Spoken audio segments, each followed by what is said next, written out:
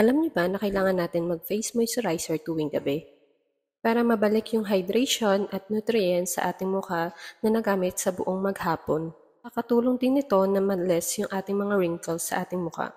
At habang nagkakaedad na nga tayo, mas mabilis nang matuyo at mag-dry yung mga skin natin. Kaya kailangan din natin ng mga moisturizer sa ating mukha. Hindi lang pala sa ating mga mukha, kailangan din natin applyan yung ating leeg dahil sa leeg natin nagkakaroon din tayo ng mga wrinkles. Kaya yung mga ina-apply mong moisturizer sa iyong mukha, kailangan mo rin i-apply sa iyong leeg.